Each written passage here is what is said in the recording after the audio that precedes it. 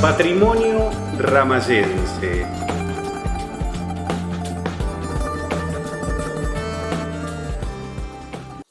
¿Qué tal? Bienvenidos a una nueva edición de Patrimonio Ramayense, este ciclo de entrevistas que tenemos a través de la red social YouTube.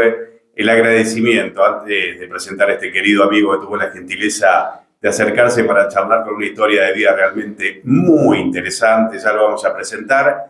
Antes, agradecer, por supuesto, a las empresas e instituciones que hacen posible Patrimonio Ramayense. Muchísimas gracias a la Municipalidad de Ramallo a través de la gestión del intendente Mauro Poletti. Gracias al grupo Ventamat. El agradecimiento también es para servicio técnico Click Informática. Gracias a Racam Camiones, concesionario oficial Iveco. El saludo y el agradecimiento también es para Pampero. Gracias a Guardería Náutica Ramallo y el agradecimiento para Campos y Ganado Sociedad Anónima, consignatario de Hacienda desde 1936. El agradecimiento a cada uno de ellos por estar presentes y apoyar esta idea de llevar adelante estas entrevistas con amigos, con gente invitada y que acepta de buen grado charlar un ratito con nosotros, como es el caso de Carlos Montivero. Carlitos, bienvenido a Patrimonio Ramayense. Muchas gracias, Ariel, por la invitación, por este momento, por esta charla. Realmente el agradecido soy yo. Nos conocíamos desde siempre, pero estuvimos trabajando juntos en un recital muy lindo que se dio allá por el 23 de marzo, en la zona de lo que es el puerto, y la pasé tan bien y no conocía tu historia de vida, pero ahora sí la conozco a fondo y la queríamos dejar retratada aquí en Patrimonio Ramayense. Para nuestra gente, para quienes nos visualizan, Carlitos es hijo de uno de los policías muertos, asesinados realmente en lo que fue la masacre de Fiplasto, que ocurrió el 8 de marzo de 1976 en la planta de la empresa Fiplasto en Ramallo, cuando un comando guerrillero del ERP perpetró un asalto. En el ataque asesinaron a 4 policías que custodiaban el pago de los sueldos y dejaron a otro gravemente herido. El 8 de marzo de 1976 en la empresa Fiplasto de Villa Ramallo. El objetivo aparentemente de estos asesinos, buscar apoderarse del dinero destinado del pago de sueldo de los operarios de la fábrica. Las víctimas mortales, los policías de la provincia de Buenos Aires, Juan Manuel Manteiga, Enrique del Moro, Ernesto Marquió y Juan Carlos Montivero, que fue el padre de Carlitos. Sobreviviente, el cabo David Oscar Mamberto, sobrevivió al ataque tras ser escondido en los baños por los propios trabajadores de la fábrica. Un hecho terrible, una masacre realmente lo que sucedió en la empresa Fiplasto en ese momento. Y apenas, ¿cuánto tenías vos en ese momento? Yo nací el 8 de marzo de 1976, la masacre fue el 8 de marzo, 51 días de vida tenía, era muy pequeño, muy chiquito. Me dijiste, ¿qué día naciste vos? 18 de enero del 76. 18 de enero del 76, recién tu padre te tuvo en los brazos. Sí. Y lo mataron a los pocos días. A los pocos días de nacido, sí. A los pocos días, muy poco vos, tiempo. Claro, al ser tan pequeño tenés pocos recuerdos, pero ¿cuándo empezaste a conocer esta historia? Desde siempre, porque cuando fui creciendo y teniendo uso de razón, siempre me la contaron, siempre me explicaron. Es más, nací yendo al cementerio, porque mi mamá todos los fines de semana iba a llevar una flor al cementerio, todos los domingos, los sábados. Siempre. Se acostumbraba mucho a ir al cementerio en aquella época a visitar a los familiares que estaban. Sí, ¿no? sí, o en el jardín de mi casa a mi papá le gustaban los claveles, así que siempre había claveles, entonces mi mamá siempre tenía los claveles, cultivaba los claveles para llevarle a mi viejo al cementerio. Y esa infancia fuiste creciendo con ese olor, pero también recordás algunos actos que se habían hecho en honor a la vida que habían dado Sí, ellos, sí, ¿no? En aquellos primeros años yo recuerdo, de muy chiquito, actos afuera del cementerio, sí. Con bandas militares o en el municipio, recordatorios. Mi mamá me llevaba a algunos actos en San Nicolás, Siempre hubo actos recordatorios durante mucho tiempo. En un momento después es como que se escondió. Sí, solamente los camaradas de él, o sea, los viejos compañeros de él, fueron los que mantuvieron viva la memoria. Sí, es más, cuando fue el camping de policía en Ramallo, cuando crearon el camping de policía que no está más, que se llama Recreo 8 de marzo, fue puesto por en homenaje a ellos. Claro, los compañeros que crearon el camping le pusieron nombre de la fecha de la masacre. Carlito, pero lo que quería preguntarte es que, y que la gente lo conozca también, quien va a visualizar Patrimonio Ramayense, eran 4 personas trabajadoras que fueron a cumplir con su trabajo, y contame en particular lo de tu padre, ¿no? Mirá, eran 4 vecinos de Ramallo, Ramallo chico, hoy es chico, imagínate en el 76 lo que era Ramallo, y lo que es hoy, más o menos nos conocemos todos. Yo te decía al principio, era muy pequeño, entonces conocí mucho de la historia por lo que me contaron, por mi mamá, por mis tíos, por amigos, por familia. Conocí un poco la historia de mi papá. Ese 8 de marzo, mi viejo tenía 30 y pico de años, Claro, era una persona que, claro, había comprado su terrenito, había puesto su prefabricada ahí, y se estaba empezando a construir la casa. Era muy, muy común en esa época, con créditos y demás encima. Y ese día en particular, que era un día lluvioso, siempre me cuenta que él estaba en su día franco, preparando sus cosas para ir a pescar. Mi papá era muy fanático de la pesca, de la música también, le gustaba tocar la guitarra, cantar. Yo no toco la guitarra ni canto, y todavía conservo su guitarra, conservo su armónico, conservo algunas cuestiones de él, que cada uno de sus instrumentos también tiene una historia particular. Y ese día en particular él estaba preparando sus cosas porque se iba a ir a pescar. Cuando lo llaman para hacer las horas core, horas extras, que era esto lo que pasó en Fiplasto, porque junto a un compañero de él se había enfermado, no podía ir, y lo llaman a él para hacer este trabajito para que se ganara unos pesos extras a fin de mes. Que era el pago de sueldos que se hacía en la planta. Claro, hoy por ahí los pibes de hoy le decís pago de sueldo en la planta, y hoy cobramos todo por cajero automático. Antiguamente los sueldos se pagaban en tu lugar de trabajo. Iban con el blindado a la fábrica. Claro, y ahí estaba el dinero para pagar a los empleados ese día. Algo en particular que por ahí los medios no mencionan es que no solamente robaron el dinero, fue el dinero el objetivo, sino también las armas y las identificaciones de los policías. Claro.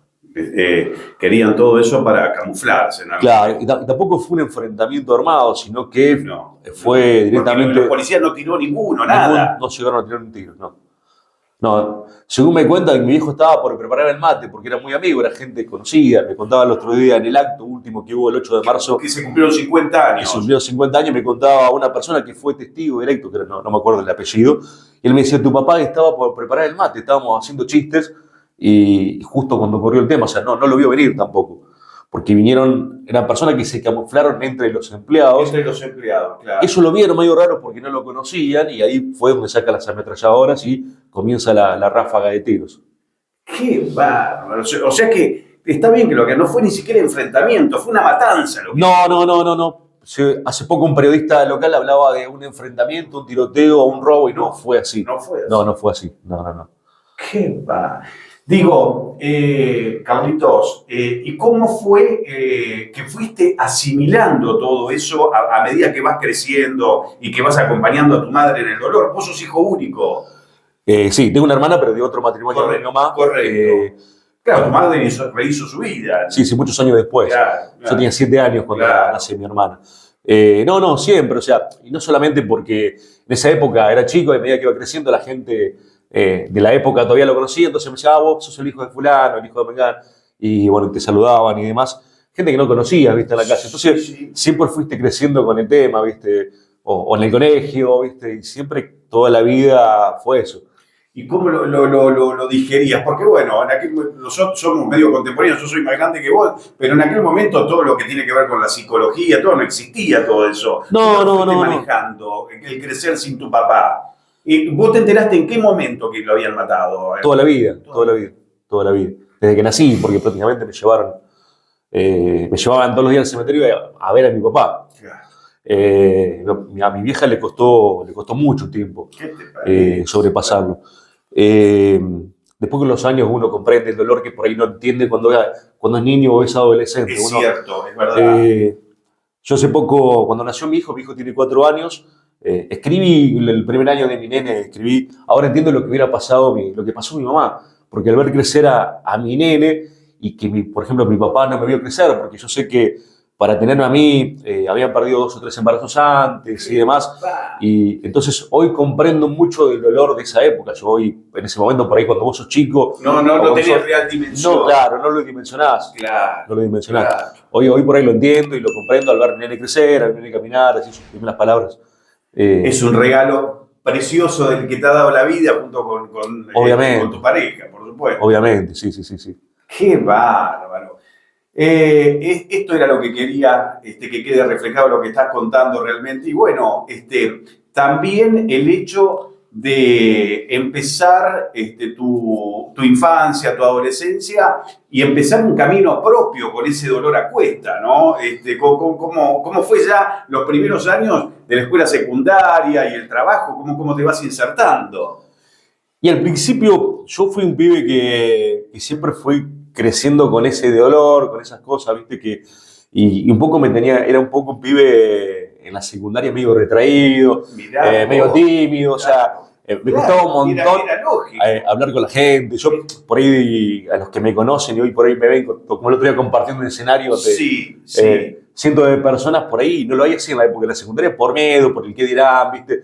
Por esas cuestiones que uno Pero va siempre haciendo. te gustaba el tema de la comunicación. Siempre me gustó. Claro, la radio. Yo comencé a hacer radio mi padrastro era locutor o había hecho algunas locuciones publicitarias para Radio San Nicolás en los partidos de fútbol. Entonces cuando él se junta con mi mamá, jugábamos con un viejo pasacassette a hacer programas de radio cuando yo tenía unos 10 años. ¡Qué lindo lo que estás contando! Y a los 16 años tuve mi primer programa de radio, una radio pirata que se llamaba en ese momento. Se llamaba Frecuencia 107.7, como se llama hoy la radio del Pastor Rosales. Pero en esa época era una radio pirata, ¿viste? Que había... si te acordás vos o recordás, se creaban frecuencias, los 90 había radios en todo Ramallo, y bueno, en esa radio, con mis compañeros de la secundaria comenzábamos a hacer un programa de radio. ¿Con quién lo hacía? Y conocido Pablo Giuliani, Marcelo Paida, que vive en Capital Federal. ¿Y qué hacían? ¿Programas musicales? Hacíamos un programa musical de la música que nos gustaba a nosotros en esa época, era Guns N' Roses. En esa época, Locomotive se llamaba el programa. Y trabajábamos juntos y jugábamos, pero en la época de la secundaria lo hacíamos para vender publicidad para el asado del fin de semana. ¿Y salías al aire? Sí. O sea que un poco la radio te sirvió también para obviamente. Analizar todo. Sí, obviamente. Estudié algo de locución, hice algunos cursos con Fernando Sarjanovich, un viejo locutor de Radio San Nicolás, la desaparecida 188. La 88.3. La 88.3. Sí. Con él comencé, estuve en los estudios Radio San Nicolás, él me enseñó y demás hace muchos años atrás. Tenía 16 años. 16 años. Qué bárbaro. Claro, mirá vos cómo se dan las cosas con tu padrastro. ¿Cómo se llamaba tu padrastro? Alfredo. Alfredo. Y ahí descubrís que tenés una pasión con la comunicación. Claro, a él le gustaba mucho, no pudo hacer más de lo que había hecho y jugábamos a hacer programas de radio. Así que... ¡Qué lindo, Carlito! Escúchame. Y bueno, salís de la secundaria ya y hay un trabajo que yo quiero dar a conocer, mejor dicho, en esta entrevista, un trabajo pastoral que haces junto al pastor Rosales en su momento, ¿no? Que ha hecho un trabajo a través de los años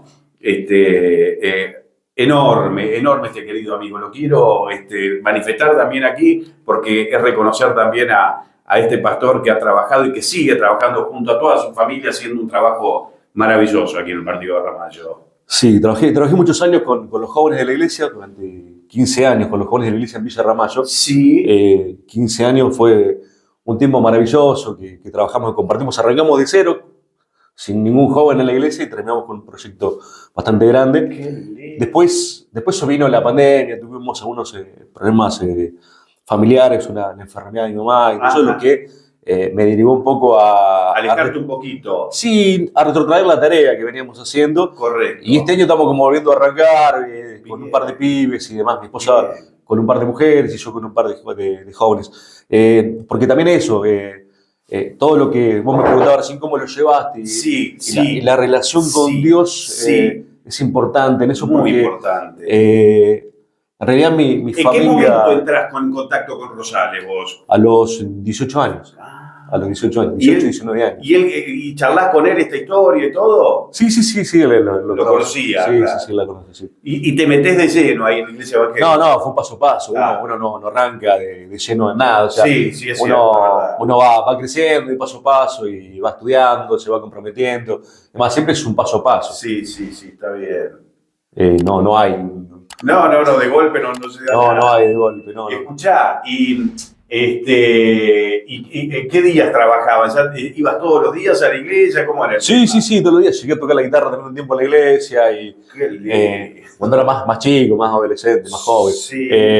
Y después todos los sábados teníamos nuestra reunión de jóvenes. Y después los días normales de reunión íbamos siempre. Y las reuniones con los pibes, con chicos que a lo mejor también tenían sus problemas, le fuiste dando vos una mano también a todo eso, ¿no? Sí, fue un lindo tiempo, porque aparte le generamos un espacio que hoy lo siguen haciendo los chicos acá en Villa Ramallo y otra generación que se levantó. Sí. Lo siguen haciendo, brindarle un espacio, porque no era solamente el espacio de la reunión eclesiástica, sino también un espacio para que los chicos puedan jugar al ping-pong, charlar, algo más, o sea... Recreativo, que lo pase bien. No tan recreativo, sino por ahí hay momentos que no tienen con quién hablar, se juntan a charlar, no solamente el espacio de la iglesia en sí, sino es un momento después para juntarse a comer algo, a charlar, fuera del ámbito de la iglesia, digamos. Vuelvo a repetir el trabajo que ha hecho Mario junto con Marisa, con su esposa y ahora su hijo también, trabajando, ha sido muy, pero muy bueno. Sí, lo importante es resaltar de tanto de Mario como de Natán o de Marisa o de Denise, que la pastora de la iglesia, la esposa de Natán. Claro, exacto. Es la oportunidad de dejarte trabajar. Exacto. De ser dadivosos en eso, de darle el espacio para que aquel que tiene ganas de hacer algo lo pueda hacer. Es abrir la puerta para que haga. Exactamente. Sí, tal cual. Marito Rosales, no hay mucha gente que se preocupe por alguien que está pasando por por esas noches negras que tenemos todos, ¿no? Cuanto a adicciones o algún otro problema que uno puede tener, y ahí hay un lugar realmente para hablar y todo. Y bueno, en ese sentido han hecho escuela con jóvenes como vos que han trabajado y siguiendo el camino. Ahora, tu señora me decís que está trabajando también en el tema. Sí, también, sí. Ella tiene un grupo de mujeres y trabaja con un grupo de mujeres. Sí. Hace muy bien. En una época laburamos juntos, con jóvenes y demás. Hoy ella tiene su grupo de mujeres y yo estoy formando mi grupo de chicos. Está bien, está muy bien. Chicos digo porque tienen 20 y pico, 30 años, por eso son más chicos que... Perfecto. Hace muy bien al alma todo eso, que es fundamental para esta vida, para llevar adelante la vida, ¿no? Y sí, es eso. Es eso. Es poder ayudar a otros también, o sea, vos estuviste en un momento que te ayudaron y está bueno también poder ayudar a otros. Devolver, claro que sí. Decime, Carlos, y bueno, ahí eso quería dejarlo bien en claro para que lo puedan observar el trabajo, como también, eso es importante, ¿no? Creo que vas a coincidir conmigo, cuando uno pasa por momentos duros en la vida, y a vos te tocó uno muy, pero muy duro desde el comienzo, a los 40 y pico de días. ¿Cuántos días eran? 51 días. Se matan a tu padre de una manera terrible. Digo, ¿cómo a partir de una experiencia dura y que la llevas durante toda tu infancia, adolescencia, podés en un momento decir, bueno, me ayudaron a mí, seguir por este camino, ¿cómo yo puedo dar también? ¿No? Es interesante eso. Sí, es importante eso. Yo doy clase también, soy docente también, soy profesor y siempre le digo a los chicos, yo no estoy acá por lo que me pagan, sino porque también me gusta transmitir un poco de lo que me transmitieron a mí. Hubo gente que en su tiempo también dejó su casa, su familia para ir a enseñar, porque tanto el laburo pastoral como la docencia yo creo que es una vocación. ¿Qué materias das? Tecnología estoy dando ahora. ¿En qué hay? Acá Y estoy trabajando en educación para adultos, ya hace 11 años que laburo en educación para adultos y me gusta Trabajé en secundaria también, fui preceptor también un tiempo, pero me gusta la parte de adultos porque creo que hay gente que va a estudiar y tiene una necesidad y una apertura para aprender, también los chicos también, pero me gusta sembrar un poco en los adultos y motivarlos a que no se queden solamente con el secundario, que también el secundario que sigan estudiando, sigan capacitando. Perfecto, muy bien. Hay un momento determinado también que quiero dejar reflejado. Estabas trabajando en IBM en un momento, bueno, empresa que por distintos temas que tienen que ver por la chequera de personal, en aquel momento quedás afuera en el 2014 Y hay una situación especial donde vas a hablar directamente con Mauro Poletti, ¿no? Con el actual intendente. Contame un poquitito cómo fue eso, porque hay una historia, hay un trabajo que se ha hecho en la primera gestión de Mauro que es interesante contarlo. En el 2014, el 30 de diciembre, exacto, del 2014, a la mañana, yo salgo a trabajar como todos los días, me llaman por teléfono diciendo que yo no trabajaba físicamente en un lugar, sino que... De forma remota, lo hacía. Sí, mi oficina era mi casa. Había tenido oficinas que después, viste, con el tema de los recortes, como lo que está pasando hoy, el tema de los recortes, o sea, te cierran la oficina, te mandan a laburar a tu casa. Yo tenía una oficina en San Nicolás, me la cierran. Primero trabajé en Rosario, después me pasaron a San Nicolás. De San Nicolás me cierran la oficina, un día me llaman por teléfono, me dicen, cerramos la oficina, ¿y qué hago con lo que tengo dentro? Escritorio, muebles, llévatelo a tu casa o tiralo, me dijeron. Así puntual. Entonces me fui a mi casa. 30 de diciembre, qué feo. 30 de diciembre del 2014, sí. Y bueno, me quedo sin trabajo y bueno, viste, cuando te quedas sin trabajo llamo a alguien y las noticias corren como agua. Y en esas cosas me llaman y dicen, mirá, te espera Mauro para hablar con vos a las 5 de la tarde. 30 de diciembre, 5 de la tarde. Claro, ya había asumido... Yo ya estaba, sí, al mediodía me avisaron que estaba despedido, le avisé a un par de amigos, le conté a un par de amigos y... Pero él asume en el 2015. Claro, hacía días que había asumido. Él hacía días. Está bien, perfecto. Creo que el 15, 16 de diciembre. Claro, entonces lo tuyo también fue en el 2015. 2014, era 2014. Pero la elección no fue en el... Claro, pero él asume el 15 de diciembre del 2014. 15, 16, no me acuerdo bien la fecha. Está bien. Entonces fue los últimos días del 2014. Me parece que estamos equivocados. Es 2015 al 19. Son el periodo de 4 años. Sí, pero termina en diciembre del 2019. Claro, tenés razón. Es un año. Son 4 años. Sí. Termina antes que finalice el año. Perfecto. Bueno, hablamos con él a las 5 de la tarde, ya nos conocíamos de la calle con Mauro. Sí. Nos conocíamos así, pero de charla de vecino, digo, hola, chau. Y hablábamos y me dijo que sí, que necesitaba alguien con el perfil que yo tenía. Pasó el tiempo, o sea, yo tenía que... Porque yo quería hablar sin currículum, sin nada, o sea... Fuiste a hablar con él. Claro, porque yo estaba preparado, ¿viste? Cuando vos estás preparado para buscar trabajo ya tenés todo. Yo me echaron el mismo día me despidieron, la tarde voy a hablar con él. Con él y unas cuantas empresas más que hablar. Y pasaron unos meses, en febrero vuelvo a hablar con él.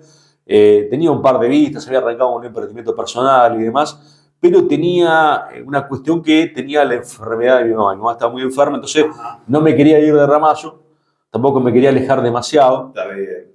Entonces opto por ir a trabajar a la municipalidad. Trabajé en la municipalidad, primero en el área de sistemas, después fui a parar al área de reclamos, manejaba los reclamos, después estuvimos trabajando en la parte de seguridad, haciendo el viejo proyecto ahora no me acuerdo el nombre, para que la gente llame en emergencia cuando tiene algún problema, alguna situación. Sí. Trabajamos junto con otros chicos en ese proyecto. Lo que es la historia médica, la historia clínica. No, estaba hablando del área de seguridad. Primero, claro, porque después me contaste lo del hospital. Ahí del área de seguridad. Una llamadita de emergencia para que creamos un sistemita muy rústico en ese momento. ¿Botón de pánico era no? Claro, un tipo de botón antipánico. Pero muy rústico en ese momento, pero que sirvió. Claro. En base a eso fuimos creciendo. Hubo municipios que nos empezaron a preguntar cómo lo hicieron, porque fue una idea creativa en ese momento para hacerlo sin un peso. Y empezamos a trabajar y bueno, lo representamos en varios lugares. Y cuando fue ese crecimiento, Mauro me ofrece hacerme cargo de la subsecretaría de modernización de la municipalidad. Correcto. Con algunas premisas. Una de las premisas fue en ese momento informatizar el hospital José María Gómez. Ahí está el tema que vos ahí arrancamos con eso. Claro, que era la digitalización de todas las historias médicas de toda la gente que acudía al hospital. Claro, no solamente de eso, sino era el turnero, dejar de lado el padecimiento de la gente que tenía que ir a la madrugada a sacar turnos y demás. Entonces arrancamos con un proyecto muy ambicioso. Había un proyecto en marcha que lo tenía una universidad de Campana. Cuando yo miro el proyecto, porque yo no estaba trabajando en el proyecto, había cuestiones que eran medio leoninas para la municipalidad y demás. Entonces, bueno, me presento al Consejo Deliberante, ¿viste? Porque había que dar de baja ese proyecto, cuento las razones, me reúno con los concejales que estaban en ese momento y bueno, salió por afirmativa total la baja de ese convenio y trabajar con un convenio nuevo. Convenio que lo hacemos con un programador muy conocido de Ramallo, que vive ahora bien en San Nicolás, y arrancamos con un proyecto que él ya lo tenía en marcha en algunos hospitales de Buenos Aires, como el Sanatorio de los Arcos y demás conocidos. El proyecto me gustó porque en ese momento el código fuente del proyecto quedaba en manos de la municipalidad, yo no lo podía salir a revender, pero el código fuente, que es como tener la llave maestra de un sistema, Sí. quedaba a favor de la municipalidad, todo lo que se desarrollara. Entonces empezamos el periodo de adaptación. Eso demandó casi 2 años, 2 años y algo, y justo cuando lo teníamos casi terminado, perdimos las elecciones. Claro. ¿Y Pero después se siguió con el tema? no se siguió, se paró durante 4 años. Creo que, bueno, Martín Gilmirán y la gente que está ahora están reflotando Retomando. Sí, retomando. Yo creo que lo está retomando desde el principio de la gestión, o sea que no sé en qué estado estaba porque yo un poco me desentendí del tema, pero ellos lo retomaron, sí. Pero se perdieron 4 años. Sí, fue un muy buen trabajo.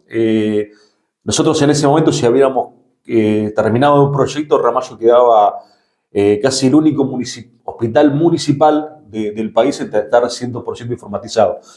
Porque el proyecto era muy ambicioso, no solamente abarcaba el hospital local, sino también abarcaba las salas de cada una de las localidades. Las unidades sanitarias. Las unidades sanitarias, claro. Entonces vos podías ver a través del proyecto si necesitabas que yo, un traumatólogo, un médico, qué sala atendía, en qué lugar estaba, qué día, qué turno podías acercar. Te permitía todo. Te permitía todo, y no solamente eso, podías, si tenías un estudio médico, una radiografía, un análisis, lo podías ver en el proyecto y no necesitabas ir al hospital central o esperar que el hospital te lo enviara a la unidad sanitaria, sino el vecino lo podía ver en el sistema. Estuviste participando también en algo que es realmente muy, pero muy importante para el partido de Ramallo, que hoy muchas familias lo están agradeciendo, que tiene que ver con lo que es el proyecto de la universidad, que comenzó en la primera gestión y que se creó. En realidad, el proyecto universitario es de Mauro, no es mío.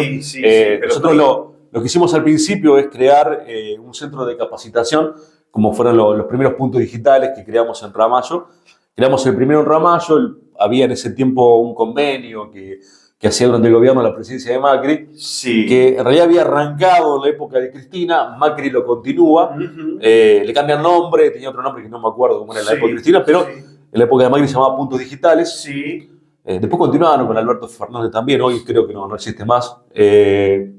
Y eran centros de capacitación que te brindaban computadoras y demás. Entonces lo primero que hago es contactarme con la gente que estaba en el proyecto y poder traerlo para Ramallo. Que se concretó, funcionó donde estaba Trape, ahora ahí en la costa. ¿Por qué ahí? ¿Por qué en ese lugar? Porque era el único lugar físico que tenía la municipalidad sin tener que salir a alquilar otro lugar. Época de vacas flacas, entonces teníamos que adaptarse a lo que había. Y en Villa Ramallo, junto con la gente, con Marcos Unser, se trajo lo que había un proyecto similar que correspondía al Ministerio de Trabajo. Entonces se tramitó ese para Villa Ramallo y el otro para Ramallo Pueblo.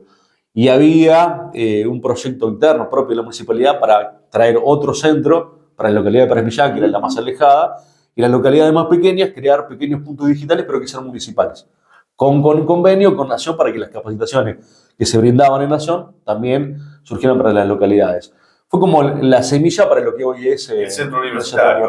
Sí. Pero hay algo muy interesante que vos me contaste también, que el propio gobierno nacional, el de Mauricio Macri en su momento, los reconoce a ustedes como uno de los municipios que ha hecho un trabajo enorme en ese sentido. Claro, nosotros, el gobierno de Macri lo que hacía tenía dentro del Ministerio de Modernización del gobierno de Macri un área que te auditaba permanentemente lo que vos estabas trabajando, desde el área de la tecnología, la modernización, la gestión en general.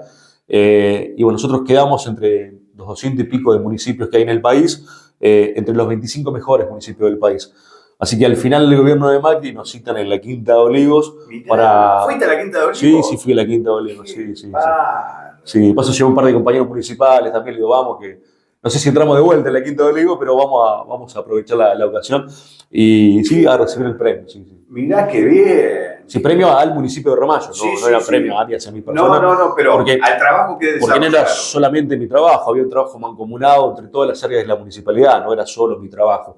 O sea, uno por ahí llevaba una idea hacia adelante, pero había gente que se sumaba a las ideas de todos los sectores. No me quiero olvidar de nadie, pero eran todos los sectores de la municipalidad. Yo, Luca Reggi, que hoy está en la municipalidad, Sí, él en ese estaba tiempo en el hospital. estaba en el hospital, Claro. y era el gestor de la parte de la municipalidad, del hospital, y así sucesivamente había mucha gente que se sumaba al proyecto y trabajamos en conjunto. Querido amigo, realmente ha sido un placer enorme dialogar contigo. Te quiero agradecer doblemente el agradecimiento porque teníamos que pasar primero por el dolor para después contar todo lo que has hecho en tu vida y todo lo que vas a seguir haciendo seguramente. Gracias por abrir tu corazón y contarme estas cosas para Patrimonio Ramacense. No, gracias a vos, Ariel, por la oportunidad, por venir a charlar, y gracias por el espacio. Carlitos Montivero, un amigo, pasó hoy por Patrimonio Ramacense. Nuevamente el agradecimiento y el agradecimiento a todos ustedes por las visualizaciones, por las suscripciones. Podés suscribirte al canal, a nosotros nos da más fuerza también, nos sirve de mucho y es totalmente gratuito. Gracias de verdad por las suscripciones, gracias por las visualizaciones, por los comentarios. Nos volvemos a reencontrar. El agradecimiento, por supuesto, a las instituciones y empresas que hacen posible Patrimonio Ramacense. Y nos volvemos a reencontrar en una nueva entrevista aquí a través de la red social YouTube. Esto fue Patrimonio Ramacense.